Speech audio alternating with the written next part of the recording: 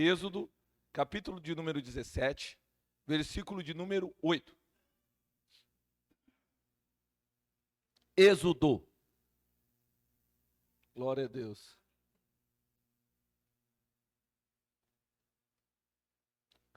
Sucedeu que os amalequitas vieram atacar os israelitas em Refidim.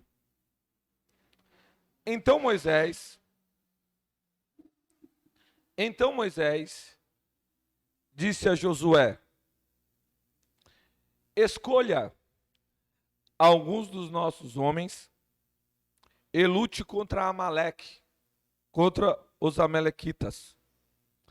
Amanhã tomarei posição no alto da colina, com a vara de Deus em minhas mãos. Josué foi, então, lutar contra amalequitas, conforme Moisés tinha ordenado. Moisés, Arão e Ur, porém, subiram ao alto da colina. Enquanto Moisés mantinha as mãos erguidas, os israelitas venciam. Quando, porém, as abaixava, os amalequitas venciam. Quando as mãos de Moisés já estavam cansadas, eles pegaram uma pedra e a colocaram debaixo dele, para que nela se assentasse. Arão e Ur mantiveram erguidas as mãos de Moisés, um de cada lado, de modo que as mãos permaneceram firmes até o pôr do sol. E Josué derrotou o exército amalequita ao fio da espada. Depois, o Senhor disse a Moisés: escreve isto num rolo como memorial, e declare a Josué que farei que os amalequitas sejam esquecidos para sempre debaixo do céu. Moisés construiu um altar e chamou-lhe: o Senhor é a minha bandeira. E jurou pelo trono do Senhor: o Senhor fará guerra contra os amalequitas de geração em geração. Amém? Glória a Deus. O nosso Deus, o grande Senhor, Criador dos céus e da terra, é um Deus de propósitos. E Ele é um Deus de escolha. E Ele é um Deus de restauração. Os irmãos têm aprendido, a gente tem ministrado, mostrado na palavra do Senhor o grande interesse de Deus de fazer o ser humano retornar à posição perdida. Quando eu penso em posição perdida, os irmãos sabem que, em primeiro momento, na criação, Adão e Eva, nossos pais, os fundadores da humanidade, eram perfeitos e escolheram um caminho que nós sabemos que é o caminho da desobediência.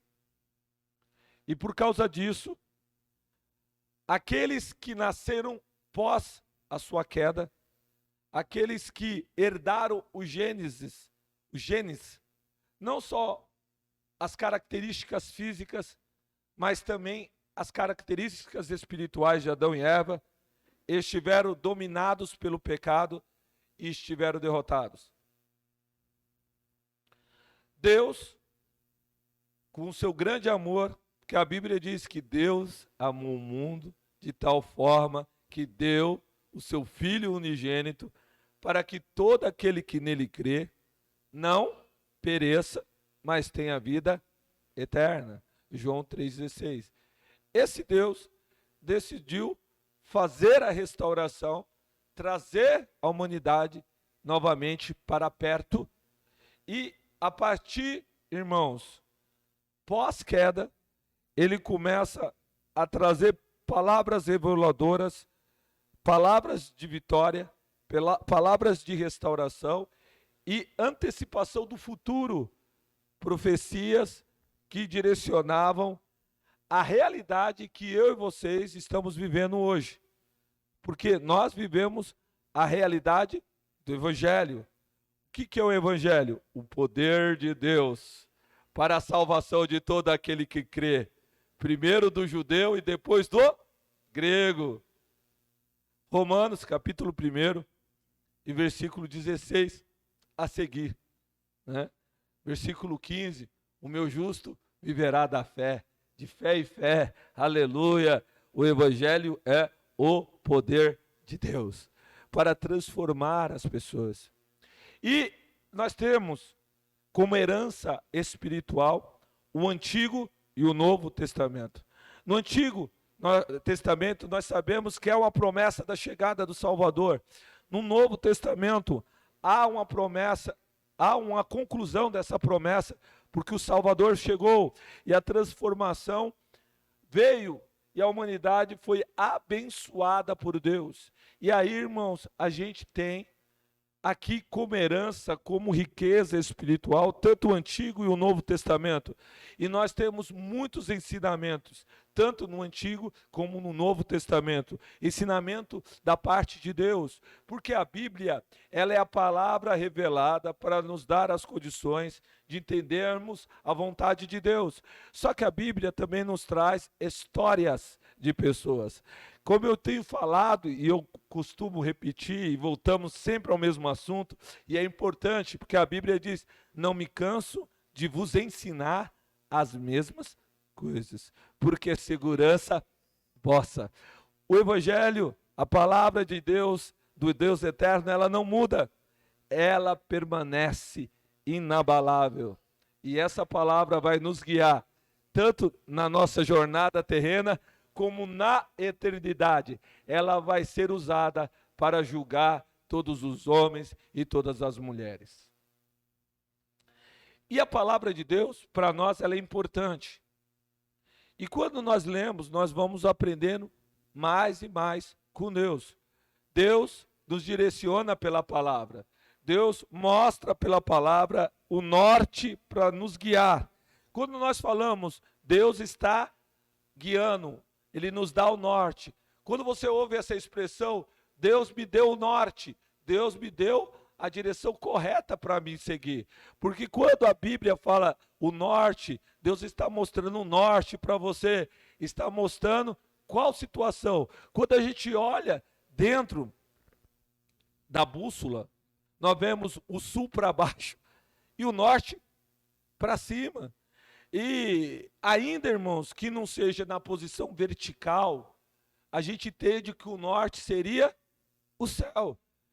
Quando eu falo assim, ó, Deus está me dando o norte na palavra, Ele está me indicando como seguir para o céu. Porque a intenção de Deus, para mim e para vocês, é que eu e vocês possamos estar ao lado dEle. O que muitas pessoas não entendem, e as pessoas que não têm cultura bíblica, quando nós falamos, o céu é o meu lugar, é lógico que a gente está falando, entre outras coisas, do mundo espiritual. Mas acima disso, irmãos, quando eu falo, o céu é o lugar onde eu vou morar, eu posso trocar isso com a palavra, aonde está Deus, eu estarei ao lado dele. Ou então, aonde está o meu amado Jesus, eu vou estar do lado dele.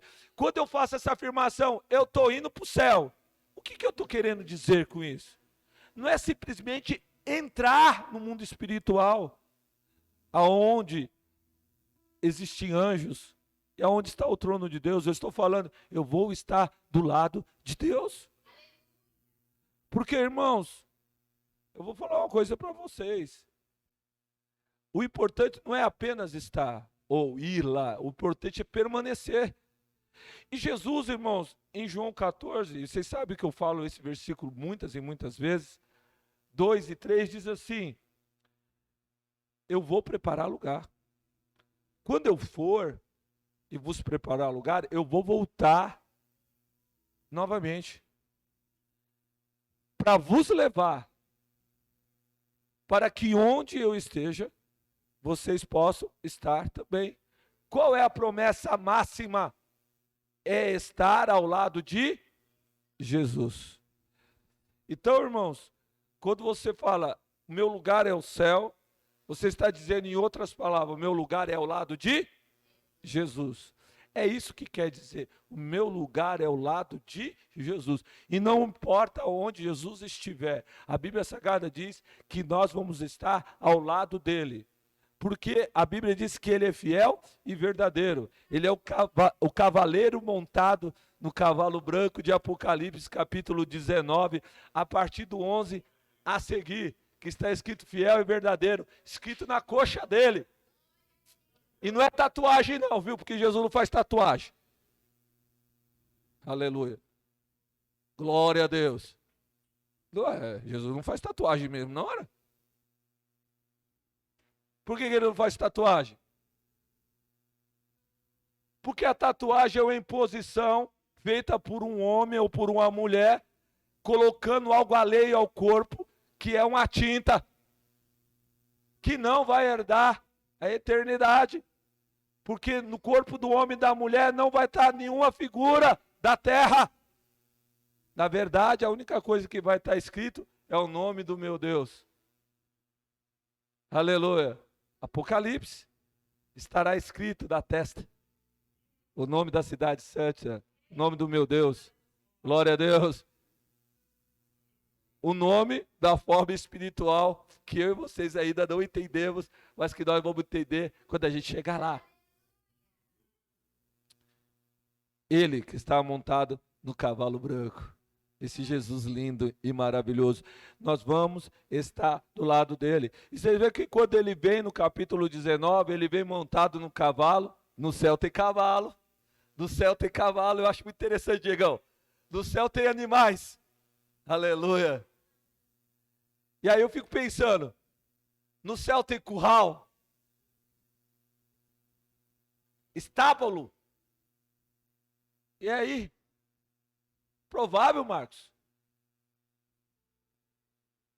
No céu tem... E outra, no céu não tem só cavalo, tem outros tipos de animais. Alguém vai falar, me prova, pastor, da Bíblia. Por que Deus ia criar só cavalo? No céu? Gente, a terra é uma cópia do mundo espiritual. Quando Deus criou o mundo espiritual, depois ele criou o mundo terreno. E ele fez muitas coisas do mundo espiritual aqui no mundo terreno. Gente. Você vê, antes de existir cavalo aqui, o cavalo existiu aonde? No céu. Agora alguém quer discordar. Eu vou falar uma coisa para você. Você pode não crer do que eu estou falando, que do céu tem vários animais.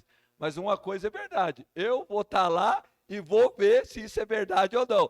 Agora, se você quiser também ver se é verdade ou não, tente aceitar Jesus. Se não receber Jesus, não vai estar lá e não vai comprovar. Mas eu vou ver. Glória a Deus. Mas o que eu achei interessante, Jesus descendo com os cavalos, vem os exércitos do céu acompanhando Jesus e também montados em cavalos. O que isso significa em outras palavras? Nós vamos estar acompanhando Jesus. E é coisa boa ser crente, porque aonde Jesus estiver, a gente vai estar. E como ele não pode mentir, ele é fiel e verdadeiro, ele não pode negar a si mesmo, então a palavra vai se cumprir. Amém? E aí a gente vai aprendendo com a Bíblia, vai crescendo, vai ali, irmão, adotando, irmãos, muitas coisas espirituais que nós não entendíamos, Deus começa a fazer eu e vocês entendermos, porque nós estamos sendo aprimorados por Deus, estamos sendo santificados. O que é ser santo? A Bíblia mostra que ser santo é ser separado. No caso de separado, é pertencer agora a Deus, está ao lado de Deus, porque o santo é alguém que é separado para Deus e a convivência com Deus faz com que esse homem e essa mulher comece a refletir Deus, porque ele vai recebendo da glória de Deus e ele vai espelhando a glória de Deus. À medida que nós vamos caminhando com Deus, com Jesus, a gente vai se parecendo com Ele, vamos recebendo da glória dEle, e aí a gente vai fazer o quê? Vai cada vez mais refletindo dEle, e aí a gente vai sendo pessoas aprimoradas. A palavra aprimoramento, ela tem a ver com a transformação que causa melhora. Tende a ser algo que mostra que eu e vocês estamos evoluindo, mas no sentido de caminhar para frente. E quando eu penso no caminhar para frente, eu estou pensando em crescimento e algo positivo. Quando você ouve a expressão, você está caminhando para trás, você está pensando em algo negativo. Você está pensando em algo que está transmitindo algo ruim, que seria eu e vocês quando nós éramos homens e mulheres caídos, adâmicos, distantes de Deus, sem conhecer a verdade, caminhando para as trevas, mas aí Jesus mudou a nossa história. Quem tem história mudada, diga glória e aleluia. Nós estamos sendo aprimorados, nós estamos crescendo em fé, nós estamos rumando para o céu, e nós estamos tendo revelações de Deus acerca da sua vontade, revelações poderosas, para que Deus transforme-nos de glória em glória, para que Deus leve nós, eu e vocês, cada um que Deus tem chamado, para um patamar espiritual diferenciado. Qual patamar espiritual Deus quer me levar? O patamar de um homem e de uma mulher que colabora com o reino, que está disposto não somente ser alguém que observa o reino acontecendo, mas alguém que está disposto a fazer o possível para acontecer o reino, para que a mensagem salvadora, ela venha ter a sua persuasão, ou seu efeito, ou sua eficácia, ou seu poderio manifesto, não somente para si, mas para outras pessoas. Quando nós lemos o Antigo Testamento, especificamente o livro de Êxodo, Êxodo é o livro que conta a história da redenção do povo de Israel. Êxodo é o livro que conta a história da libertação do povo de Israel. Um povo que foi chamado para pertencer a Deus.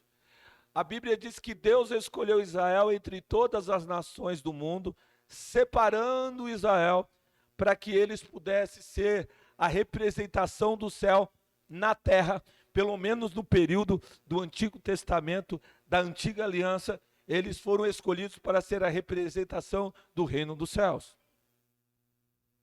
Por que eu falei, pelo menos na Antiga Aliança?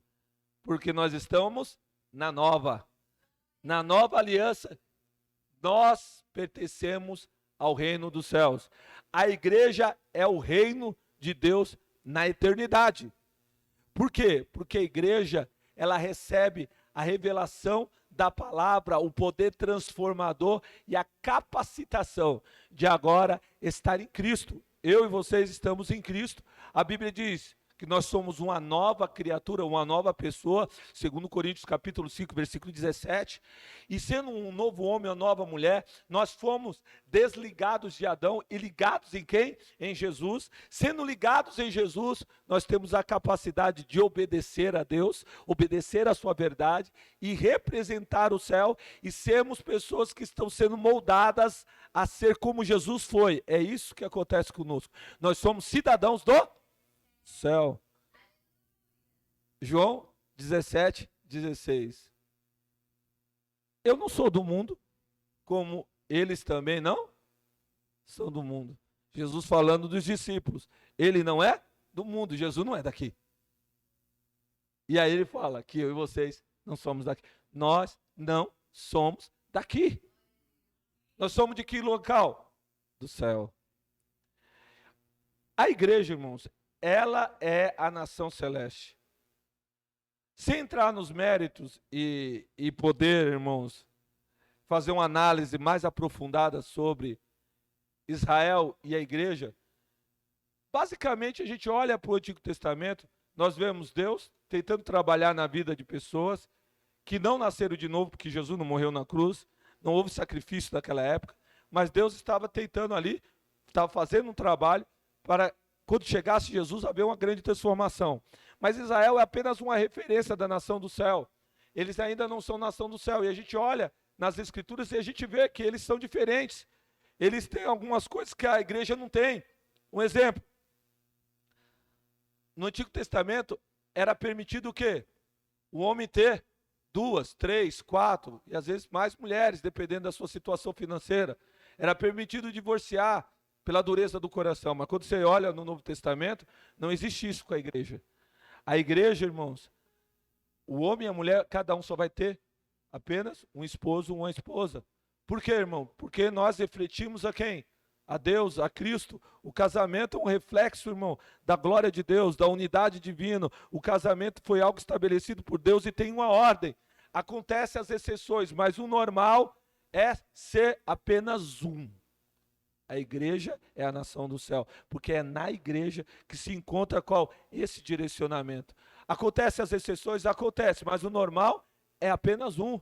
Dentro do Novo Testamento, não existe a possibilidade do homem montar um harém. Não existe isso. A Bíblia Sagrada, aliás, fala que Deus quer nos transformar de tal forma que o homem não vai apenas, irmão, pecar quando ele vai e se deita literalmente, mas se ele tiver uma mente poluída, ele já está pecando. E aí o que Jesus fala com isso? Eu vou purificar vocês de uma forma tão grande, gigantesca, que eu vou dar à mente de vocês a mesma mente que eu tenho. Eu vou mudar vocês de dentro para fora de tal forma que você vai se parecer comigo. Você vai ter a capacidade de obedecer. A igreja é a nação do céu. Por que é a nação do céu? Porque Jesus ele veio nos transformar de dentro para fora, veio nos dar a capacidade de fazer coisa que o homem comum não pode fazer. Imagine, ame vossos inimigos. Se não for algo que vem de Deus, isso não acontece. Você não consegue amar o seu inimigo. Mas pasme, isso não é a coisa mais difícil do evangelho. Seria, irmãos, ter a possibilidade de ser como Jesus foi. E vocês já sabem, nós já temos falado muitas vezes sobre João 13:34. Jesus ele dá um novo mandamento, uma ordem específica, grande, poderosa e algo que só dá para fazer se você estiver perto dele, ligado a ele, porque ele é a videira verdadeira e nós somos os ramos. Se nós estivermos ligados nele, nós podemos dar fruto. Qual fruto? O fruto de amar como ele amou. Agora imagine, quando você olha para a história da cruz, você olha assim e diz, meu Deus. Quando você lê, você chora na Bíblia. Se você vê a Paixão de Cristo com o Mel Gibson, Paixão de Cristo é só Jesus na causa, gente. Jesus ali, o sofrimento de Cristo é terrível.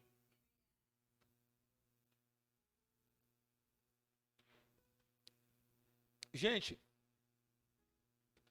aí você olha como Jesus amou, amor altruísta, Hugo. Amou de tal forma que ele deu a sua vida. Aí você chega e vê Jesus falando para você, ó, eu quero que você ame como eu amei. Por isso nós somos nação do céu. Porque só pode ser, irmão, alguém só pode fazer isso se estiver ligado a Jesus. Nós somos aqueles que foram separados para algo diferente. Aí você pode olhar para si mesmo, e num instante de humildade, ou num instante de necessidade de crescer mais, vamos dizer assim. Você pode dizer assim, mas eu não consigo. Aí eu concordo com vocês. A Bíblia jamais diz que eu e vocês conseguimos fazer as coisas da nossa força. De você mesmo você não consegue ser como Jesus. Mas se você caminhar com Jesus, se você amar Jesus, se você se relacionar com Jesus, se você deixar de ser o crente meia boca que você sempre foi. O que é crente meia boca, pastor? É o crente, irmãos, que está menos da metade ainda, pastora. Tá menos, por que tem crente que é menos da metade? Porque tem crente, irmãos, que eu não vou dizer que ele não gosta de Jesus, ele até gosta, mas ele ainda não adquiriu o relacionamento que Jesus quer que ele tenha. Irmãos, o que é se relacionar com Jesus? Jesus tem de conhecer aquilo que está dentro do seu coração. E eu estou falando conhecer não pela onisciência, porque Jesus é onisciente, ele sabe de tudo, realmente. Mas existe uma diferença de Jesus conhecer você pela onisciência que ele tem e conhecer você porque você tem investido tempo com ele, falando com ele, derramando na presença dele aquilo que está no seu coração, aquilo que você quer que seja mudado, transformado, aquilo que Deus tem, irmão, para a tua vida é algo diferente. Deus quer que você seja crente, não só nominal, não seja a pessoa que fala, eu sou crente, eu sou cristão, mas você ser algo, irmão, que só pode ser se você caminhar com Ele. É nação do céu. E aí, pastor, o que tem a ver com Êxodo? Tudo. Porque Êxodo, irmãos, ele mostra a trajetória do povo de Israel e ele nos dá exemplos que refletem espiritualmente coisas que Deus quer transformar e mudar na nossa vida. Amém? Você crê nisso? Você crê nisso? Diga comigo, Senhor Jesus, eu estou disposto a mudar, a ser um com o Senhor. Sono. Diga, sono. Sai daqui. Sai daqui. Em nome de Jesus. Quando nós olhamos para Êxodo, nós olhamos a história do resgate de Israel. Deus, ele resolve fazer algo inusitado que até então ele não havia feito. Ele se desloca do céu. E eu não estou falando da onipresença, eu estou falando de um posicionamento diferente. Ele se contém de uma forma, vamos dizer, acessível ao povo de Israel, e ele desce, faz milagres ali no meio do povo de Israel, conduz ele, passa pelo Mar Vermelho, ele faz algo extremamente grandioso, ele desce no monte Sinai, ele faz o monte estremecer com a presença dele gloriosa, mas na verdade ele está contendo a presença dele, viu, gente? Porque se ele vê da forma natural, não sobra nada, nem terra, não sobra monte, não sobra nada. E ele se manifesta de uma forma gloriosa. E Êxodo traz todos os relatos da escolha dele de um líder. Qual líder que ele escolheu? Moisés. Moisés é um representante do céu na terra. Um homem escolhido para ser um resgatador, um libertador, para ser alguém que vai levar as pessoas a estarem mais próximas a Deus. Moisés, ele é uma referência de Jesus. Moisés é uma referência do resgate sobrenatural de Deus a toda a humanidade. Mas primeiro Deus vem resgatar o quê? Um povo. Mas Deus não quer resgatar apenas um povo, Ele quer resgatar a humanidade, mas tudo começa aqui. E aqui nós vamos ver na história de Moisés caminhando com Deus, recebendo o chamado, querendo se esquivar, mas depois obedecendo, seguindo a vontade de Deus, aprendendo a ser crente, crescendo em intimidade, vendo Deus mais próximo, lutando espiritualmente para fazer a vontade de Deus. E aí nós temos diversas histórias. Quem ainda não leu o livro de Êxodo, leia o livro de Êxodo, que você vai aprender muito. Você vai ver, irmãos, Deus se manifestando de forma gloriosa, de uma forma sobrenatural, aonde na Bíblia nós vamos ter exemplos bons e maravilhosos para o nosso crescimento espiritual. Amém? Aí, depois dessa jornada, desse período, nós chegamos em Êxodo 17, a partir do versículo 8, aonde nós vemos Deus, Ele tratando com pessoas ímpias, que aqui nós sabemos que são amalequitas. Quem são os amalequitas? Os amalequitas são descendentes de Edom. Edom ou Esaú, ele é irmão de Jacó, Israel. Ele, irmão, foi uma pessoa que teria o direito de ser herdeiro da bênção de Abraão e Isaac, mas trocou a bênção por um prato de lentilhas. Perdeu a bênção. Ele, irmãos, fundou essa nação de Edom, essa nação cresceu e se multiplicou, e dessa nação surgiu um povo que se chama Amaleque. Amalequitas, descendentes do homem chamado Amaleque, que eram contrários a Deus, rebeldes a Deus. Na história bíblica, esse povo, ele se ajuntou, irmão, e atacou Israel pela sua retaguarda. Quando a nação ela andava, irmãos, ela andava em formação, e, irmão, na parte de trás, geralmente ficavam as pessoas mais velhas, aqueles que estavam doentes, aqueles que estavam cansados. E Amaleque, de uma forma sorrateira, de uma forma maligna, de uma forma indigna, ele lutou e atacou os que estavam cansados e mais fracos. E Deus resolveu puni-los, essa nação maligna, porque eles fizeram isso. E quando nós olhamos para a Bíblia, isso aqui é um fato histórico, mas é uma representação espiritual, a gente entende Amaleque, irmão, como uma representação das forças malignas de Satanás. Aqueles que querem derrotar o povo de Deus.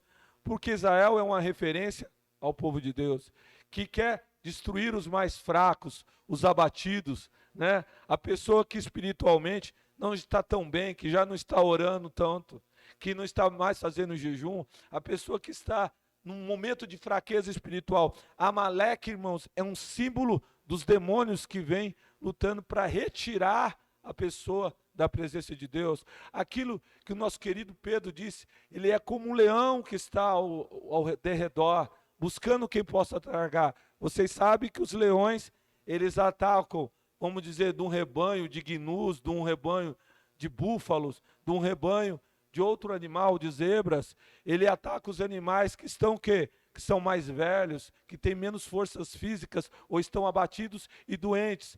E geralmente ele faz com que esses animais se distanciem do rebanho, para no momento a sós ele poder atacar, matar e aí se alimentar. E no caso espiritual, é de certa forma a mesma coisa, pois o diabo quer atacar aqueles que não têm a proteção, aqueles que não estão do lado daqueles que estão mais fortes, aqueles que estão, irmãos, numa situação de fragilidade, porque se estiver do lado dos que estão mais fortes, ele não vai conseguir o seu intento. E aí Deus falou, ó, é o seguinte, Moisés, representação de uma liderança constituída por Deus. Ele falou, nós vamos guerrear contra Amaleque. Ele atacou, mas agora é hora do pau. É hora da guerra. É hora de mudança. Eu estou convocando vocês para brigar. Nada de ser observador de guerra. Isso é importante. Revelação para a fé. Talvez você que está aqui hoje, durante o período da tua vida, você foi uma pessoa que estava caminhando na igreja, vindo confortável, participando do culto, lendo a Bíblia, e parabéns para você que estava vindo para o culto, orando um pouquinho, lendo a Bíblia. Só que Deus não chamou você apenas para viver o cristianismo de uma forma individual. Lembra? Hoje você orou comigo, você falou que você não faz parte da cadeira, e graças a Deus você liberou uma palavra de transformação.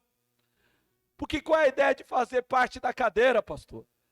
É você achar que simplesmente sentando já está tudo bem na igreja, no culto. Não estou criticando o fato de você estar sentado aí, não. É importante nós virmos para a igreja, sentarmos para poder ouvir a palavra, podemos estar cultuando a Deus, levantarmos para adorar, orar, ofertar, mas existe um momento que você tem de se situar no mundo espiritual, de você compreender o chamado da tua vida, você compreender o projeto e o propósito que Deus tem para você. Você não foi chamado apenas para participar dos cultos, você foi chamado para fazer parte de um povo que está caminhando para a eternidade, mas no meio dessa caminhada para a eternidade, vai enfrentar lutas. Porque Êxodo começa com resgate. Capítulo 1 vai contando a história de como foi a transformação do período de José, o grande governador, até, irmãos, o acontecimento da escravidão, do nascimento de Moisés, do chamado de Moisés, da redenção, do resgate de Deus, ali para o povo de Israel. Do capítulo 3 até o capítulo 14, nós vemos a retirada do povo de Israel do Egito e a caminhada para ele para a terra prometida. Qual é a terra prometida? Canaã. E tem tudo a ver comigo e com vocês, porque em Colossenses 1,13 diz que nós fomos transportados do reino das trevas, do domínio das trevas, para o reino do amor do Filho. E Jesus falou, ó, o teu lugar é do meu lado, e eu e vocês, nós temos certeza, estamos caminhando para onde? Para estar do lado de Jesus no céu. E nessa nossa caminhada, que nós estamos indo para o céu, a Bíblia Sagrada nos diz que eu e vocês como peregrinos, e aí a Bíblia Sagrada, além de me chamar de peregrino, e você também, que é viajante, ela fala, vocês serão reis e sacerdotes. E aí, a Bíblia não chama eu e vocês apenas de rei e sacerdotes, mas a Bíblia fala, lute como um bom soldado de Cristo. E aí a Bíblia vai trazer para você uma realidade que muitos estão desconhecendo. A Bíblia faz uma afirmação, vocês são soldados. Ponto. Pastor, você está de brincadeira comigo. Eu não fiz treinamento militar. Eu não sei empunhar uma arma. Ah, filho, o Espírito Santo que te chamou, ele te capacita. E a Bíblia fala, irmãos, e vocês já leram, vocês já ouviram eu falando, a pastora e muitas outras pessoas, que nós temos as condições de ter armaduras. Aí você pega Efésios no capítulo 6, e a partir do versículo 10, a Bíblia diz, revestivos do poder de Deus. E a Bíblia fala que você que é crente tem direito a ter poder de Deus. Ponto. Sério, pastor? Sério. Você tem direito a poder de Deus. E aí vem uma realidade que eu e vocês, a gente não pode se esquivar. O versículo 12 diz que a nossa luta não é contra as pessoas. E aí fala que a nossa luta não é contra a carne e o sangue. A nossa luta é contra quem? Principados e potestades. A nossa luta é contra o mundo espiritual. É contra Satanás e toda a hierarquia maligna, que são principados, potestades, hostes espirituais da maldade, das religiões celestiais, entre o céu e a terra. E aí Deus fala, olha, eu tenho para você, Hugo, um capacete. Eu tenho para você, Marcos, uma couraça. Eu tenho para você, Bia, a preparação do Evangelho da Paz. Eu quero calçar seus pés. Eu tenho para você, irmão Paulo, a espada. Eu tenho para você, cada um que está aqui, algo diferenciado. Eu vou dar capacidade para vocês orarem. Eu vou colocar em vocês as minhas armaduras. O cinturão da verdade. Eu vou dar força para vocês, porque vocês foram chamados para uma guerra. Aí você vai falar para mim, mas pastor, eu não gosto desse negócio de guerra não. Sei lá, né? Eu tenho ouvido falar que o diabo é tão terrível, né? Ele tem força, ele domina, ele faz, ele acontece. E aí, pastor, tem como eu sair fora desse negócio de guerra?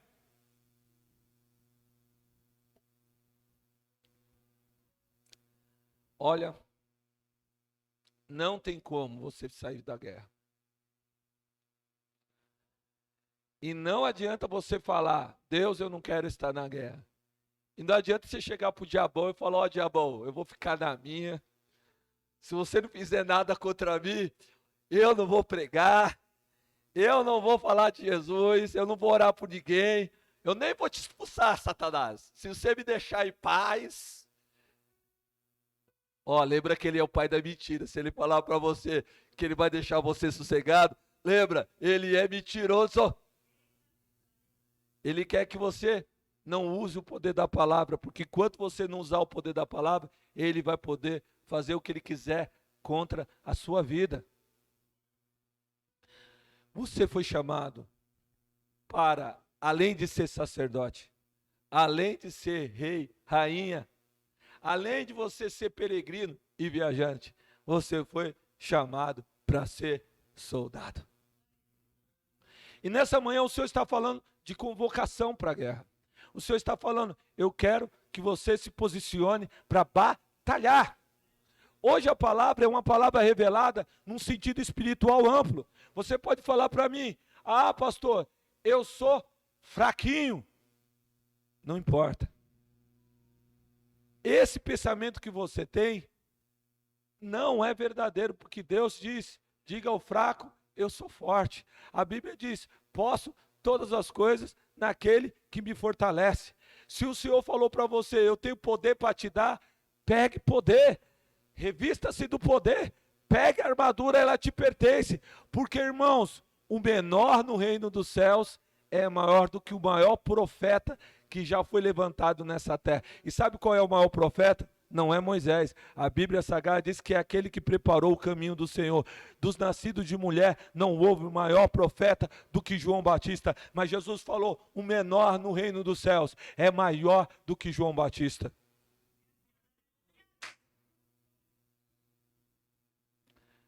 Eu já contei essa história aqui, mas vou contar de novo.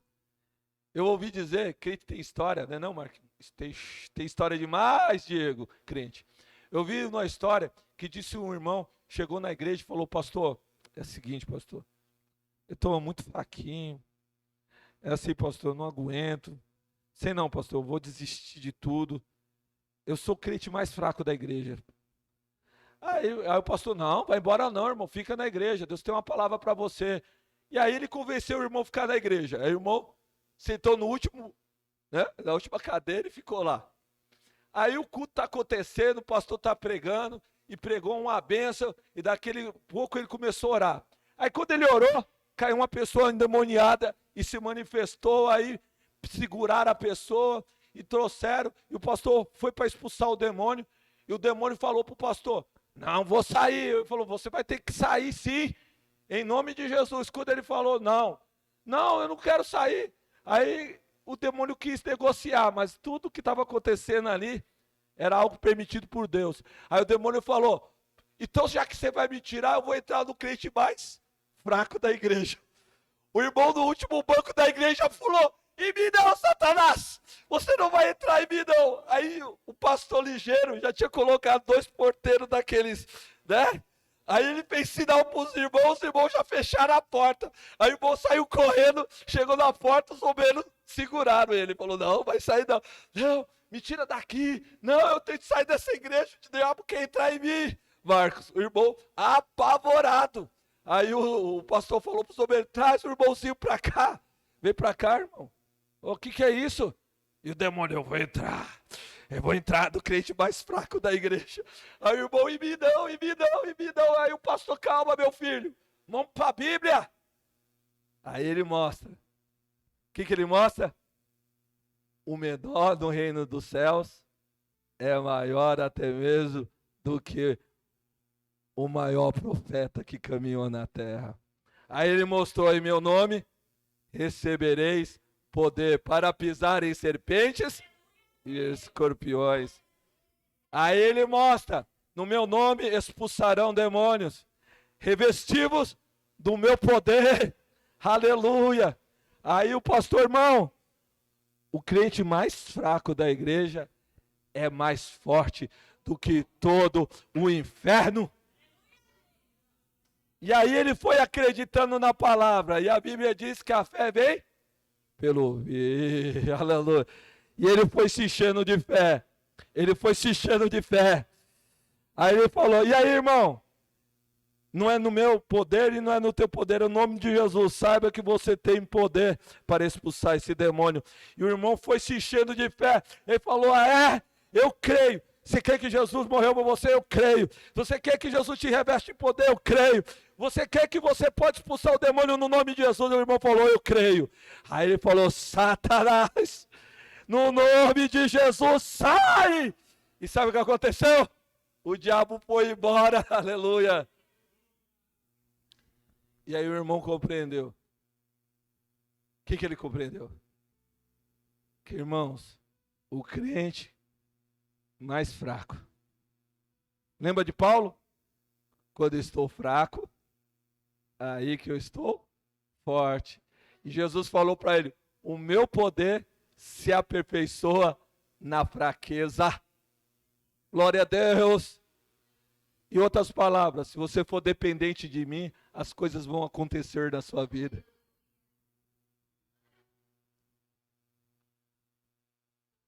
Você pode pensar que você é muito fraco, mas Jesus esta noite está dizendo que Ele é a tua fortaleza, que Ele muda a tua história, que você foi convocado para algo diferente, que Jesus te chamou para te guiar para o céu e para você fazer de você um homem, uma mulher cheio da presença dEle. Convoca Josué e os soldados, vai para a guerra. E Josué foi para a guerra. E aí Moisés subiu no monte e ele pegou a vara, aquela vara que ele jogava no chão e se tornava serpente, aquela vara que ele levantou e abriu o mar vermelho, aquela vara, né, que ele fez muitos sinais, aleluia, aquela vara que não tinha poder nenhum por ser vara, mas na verdade era uma manifestação de um projeto de Deus, estava ali com Moisés como uma ferramenta para fazer a obra. E aí ele foi para lá. E aí ele levantou as mãos com a vara. E o que acontecia? O povo de Israel ia lutando e vencia Amaleque. Só que eles começaram a notar algo diferenciado. Quando Moisés abaixava as mãos, porque as mãos eram pesadas, tinha a vara, era pesada. O que acontecia? Israel começava a perder. E aí apareceu duas pessoas, o sacerdote Arão, e existe um pensamento rabínico que Ur era marido de Miriam, a irmã de Moisés. Aí, o que aconteceu?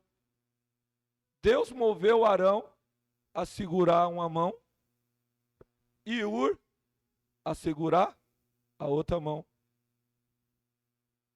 do líder Moisés, para que dentro da batalha que estava acontecendo, Israel pudesse prevalecer.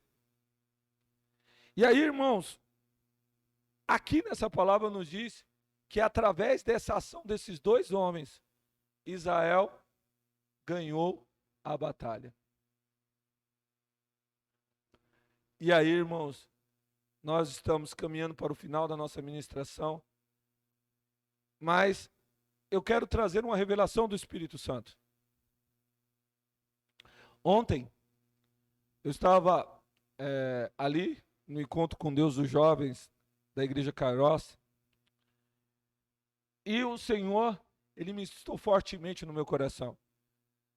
Eu quero que você leia Êxodo, eu quero que você fale de Arão, e eu quero que você fale de Ur. Não na direção de Arão, sacerdote, aquele que foi chamado agora para pertencer ao sacerdócio e estabelecer os sacrifícios cruentos.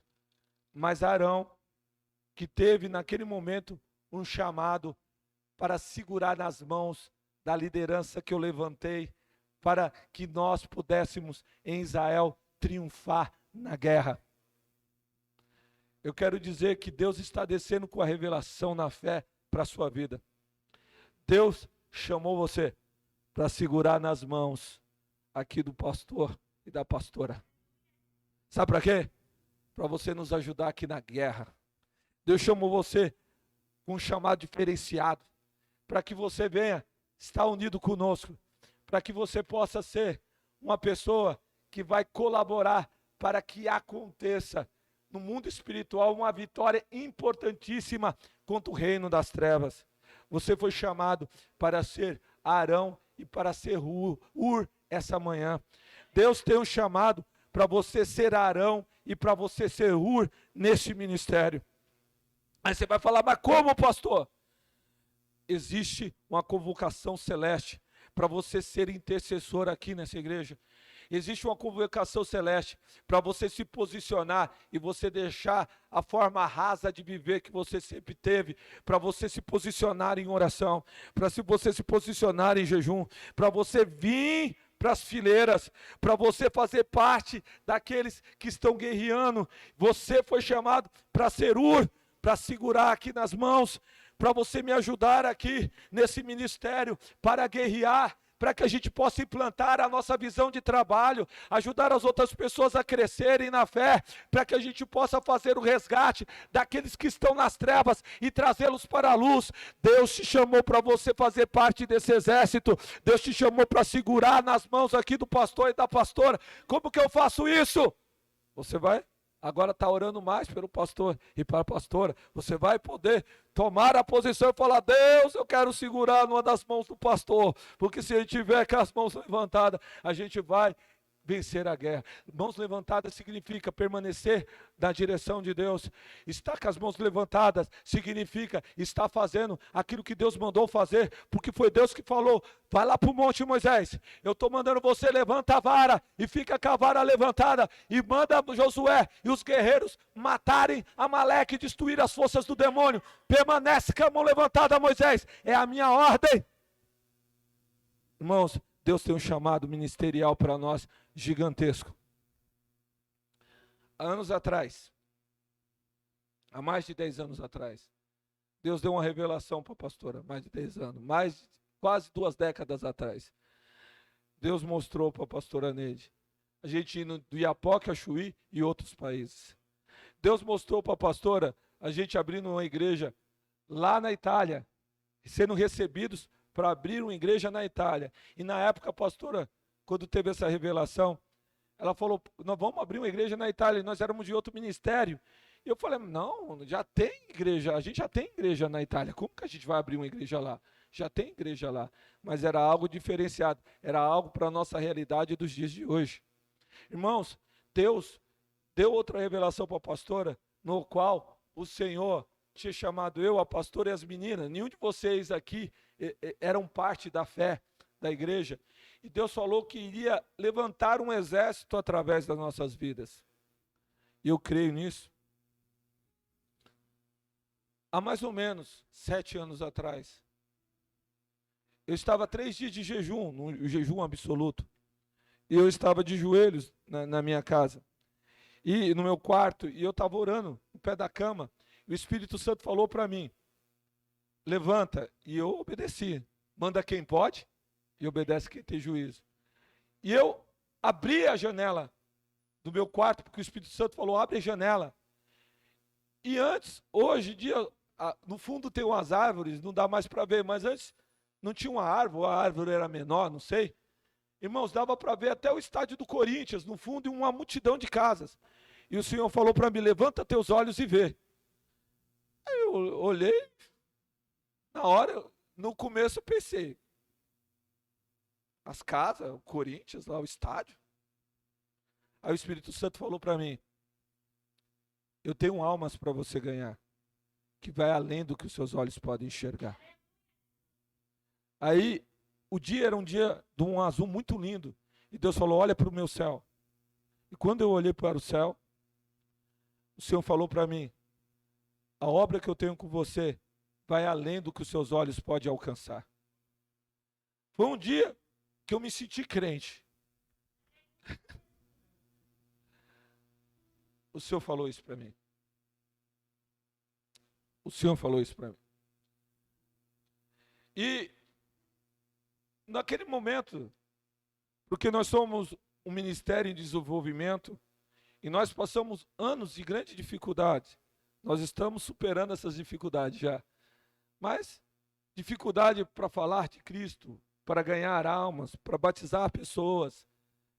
E mesmo que nós tivéssemos ali uma história de vida, porque quem caminha conosco há mais tempo, como nós temos irmãos que caminham conosco já há mais de uma década, eles têm visto o nosso testemunho de vida. Temos defeitos como todas as pessoas têm, mas nós temos um testemunho de vida. São pessoas de oração, de jejum, pessoas que amam a palavra, mas tivemos muitas dificuldades. mas a gente não tem desistido. Eu estava orando na igreja e um dia o Senhor falou para mim, eu vou encerrar. Eu te chamei, meu filho. E eu tenho te levantado para ser o apóstolo da perseverança. O Espírito Santo ministrou no meu coração. Eu tenho te chamado para ser o apóstolo da perseverança. Eu sou pastor, mas eu tenho um chamado apostólico. E eu sei porque o Senhor falou comigo aqui, em oração. Falou para mim. E eu entendi porque é apóstolo da perseverança. Eu já ouvi de pessoas, inclusive de apóstolo, ele falou, se eu tivesse no seu lugar eu já tinha desistido. Eu tinha entregado tudo. Mas eu não desisti. Por que eu estou contando essa história? Porque Deus, Ele chamou-nos para fazer a diferença. Ainda que o Senhor venha me levar para a eternidade e me recolher, eu sei que essa promessa o Senhor tem feito para uma extensão do chamado. Porque o chamado que eu tenho vai além de mim mesmo. Eu sei que esse chamado vai além, porque o Senhor me chamou para fazer algo para Ele. E esse algo, Ele vai permanecer e vai ser realizado ainda que eu seja recolhido. Mas eu quero essa manhã dizer para vocês, Igreja Fé, o Senhor tem escolhido pessoas para cumprirem esse legado, essa missão e essa chamada. E essas pessoas são vocês que estão aqui essa manhã. O Senhor chamou cada um de vocês para vocês serem Arão e Ur, para vocês segurarem aqui nas mãos e ajudarem a cumprir o projeto e o propósito. Que aqui, para Moisés, naquele momento, foi derrotar Amaleque. Mas o propósito deles não terminou aí. Eles continuaram a caminhada para chegar em Canaã. E foi Josué que fez o povo entrar em Canaã. Ainda que não foi Moisés, aquele que colocou o povo em Canaã. Mas o chamado continuou. Mas tudo isso aconteceu porque houveram pessoas que seguraram nas mãos de Moisés. Deus chamou você para segurar nas mãos aqui da liderança que Deus constituiu para essa missão. Eu quero chamar você para você ficar de pé e você se posicionar como Arão e Ur. Aleluia. Põe a mão no seu coração. Rabadarabasuricai. O Senhor está gerando na tua vida o coração de Arão e o coração de Ur. Senhor, essa palavra profética, ela fala de direção, ela fala de poder de direcionamento, ela fala de levantar Arão e Ur. Deus, é só o começo. Essa palavra, Deus, ela vai ir além deste culto. Ela está transitando no mundo espiritual. E aqueles que adentrarem nessa porta receberão essa unção sobrenatural para segurar nas mãos, ou seja, para colaborar na missão, Senhor, de derrotar Amaleque, na missão, Senhor, de permanecer fiel ao chamado, de ser direcionada à terra prometida. Deus, que a unção de Arão e a unção de Ur esteja sobre a vida dos teus filhos e das tuas filhas. Derrama, Senhor, derrama a glória e a unção do alto céu.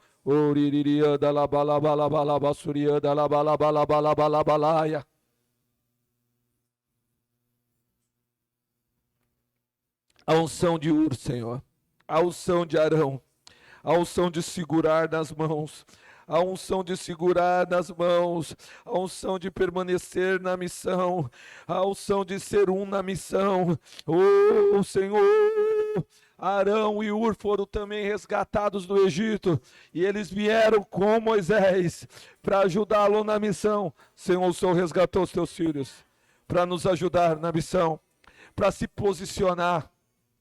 Deus, graça para orar, graça para jejuar, graça para ler a Bíblia, graça para ter, Deus, as armaduras, graça para se posicionar, graça para batalhar, graça para segurar nas mãos, para segurar nas mãos, para segurar nas mãos, para segurar nas mãos.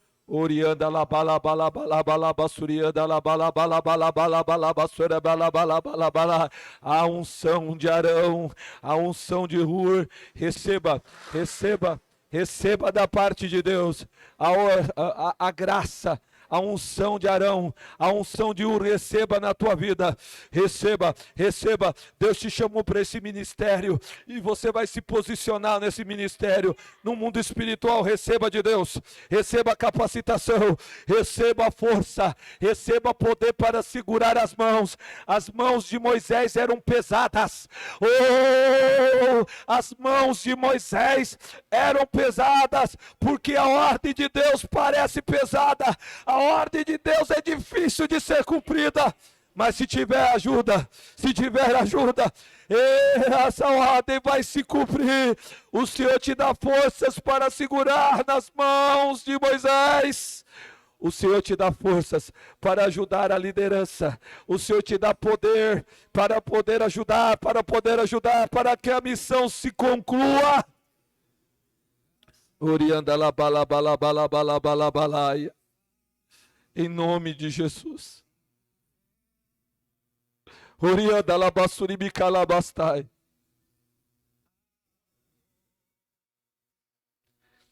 Está descendo sobre a sua vida uma unção de cura espiritual. Está descendo sobre a sua vida uma unção de abertura de entendimento. Está descendo sobre a sua vida uma capacitação. Aquilo que você não compreendia antes, o Senhor está te dando capacidade de compreender hoje. Está descendo uma unção diferenciada sobre a sua vida, de transformação e de mudança. Cura espiritual, e essa cura vai também entrar na sua vida física. O Senhor está arrancando não somente a enfermidade espiritual, mas a enfermidade física também. Deus está dissipando essa manhã. Receba de Deus.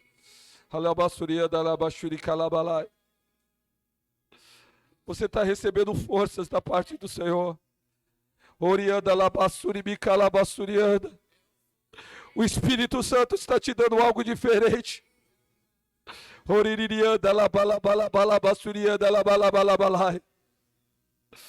Você está recebendo algo de Deus diferente. Tem coisas que o Deus me mostrou agora, mas tem coisas que somente o Espírito está ministrando no teu coração. Deus está te dando algo diferente essa manhã. Oripalapassurianda. Oriririanda.